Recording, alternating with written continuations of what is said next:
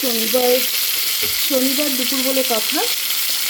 শনিবার রবিবার এই দুটো দিনই তো থাকে আমাদের ছুটির দিন। তো বাচ্চারা সবাই বাসায় থাকে, ওদের বাবাও বাসায়। সে কারণে আসলে আমার দেখা যায় শনিবার বলে যে খুব একটা অন্যরকম রান্না করি তা না। আমার বাচ্চারাও ওরাও টুকটাক নিজস্ব রেসিপি করতে এত পছন্দ করে, প্রতিদিনই কিছু না কিছু স্পেশাল ডিশ তো রান্না হয়। তারপরে আজকে আমি বাচ্চাদের জন্য একটু রান্না করলাম, ওদের বাবার জন্য পোয়া মাছ ভাজি করলাম। পোয়া মাছ তো নদীর পোয়া মাছ, এখানে চাষের কোনো সুযোগ নাই, যদিও আমরা ফ্রোজেন পোয়াটাই পাই। প্রচুর আইস ছিল, অনেক কষ্ট হয়েছে আইসগুলো শেকাতে। আর আমি এখন পোয়া মাছগুলোকে উল্টে দিচ্ছি। তো একদম কড়কড়া ভাজা করবো। এর আগে মিনি মাছ এনেছিলাম, মিনি মাছে প্রচুর রাইস অনেক কষ্ট করে পরিষ্কার করে কড়কড়ে ভাজা করেছিলাম। সেটা আমার ছেলে ছোটো মাছ খেতে পারে না, কিন্তু সেই ছেলেটা কড়কড় কুড়মুড় কুড়মুড় করে মিনি মাছটা খেয়ে ফেললো।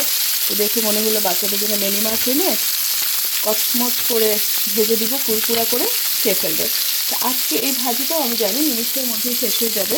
তার মধ্যে বাবার খুব প্রিয় একটা মাছ, পোয়া মাছ। এটা অবশ্য আমি জানতাম না, সেদিন আমার নিজের ইন্টারেস্টে মাছটা নিয়ে এসেছিলাম। আর পোয়া মাছ আপনাদের কেমন লাগে? এটা কিন্তু পিওর নদীর মাছ, জানেন, এখানে চাষের বলে কিচ্ছু নেই। আর এটা হচ্ছে আমার গরুর মাংস আলু দিয়ে। দেখুন এরকম একটা সুন্দর গরু মাংস, চমৎকার একটা মাংস, তাই না? খুব মজার একদম, ঝোলটাও খুব সুন্দর একটা গ্রেভি, অনেক বেশি পানি পানি না, পাতলা না। এই মাংসটা কিন্তু আমার বাচ্চারা খুব পছন্দ করে। তো আমার আজকে দুপুরে এই হচ্ছে লাঞ্চ।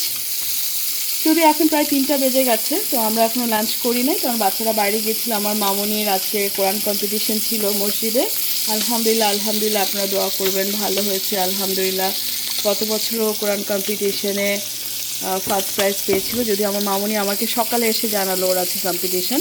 আগে জানালে কিন্তু আমি একটু দেখতে যেতে পারতাম। ও জানে যে মা জানলে খালি সারাক্ষণ প্র্যাকটিস করাবে, মাকে আর জানায় না।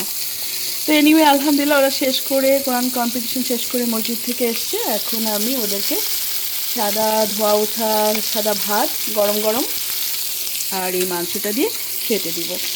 তো কেমন লাগলো আমার আজকের লাঞ্চের মেনু? আর এখানে তো আমি অ্যাভোকাডো, এই যে অ্যাভোকাডো কেটে নিচ্ছি। একটা অ্যাভোকাডো সালাদ হবে শসা টমেটো দিয়ে। আর এই হচ্ছে ধোয়া ওঠা একদম ভুনা আলু দিয়ে গরু মাংস আর পোয়া মাছ ভাজি আর সাদা ভাত। এই হচ্ছে আমাদের আজকে দুপুরের মেনু। তো আমি রেখে দিচ্ছি এই পর্যায়ে। আল্লাহ হাফেজ, ভালো থাকবেন।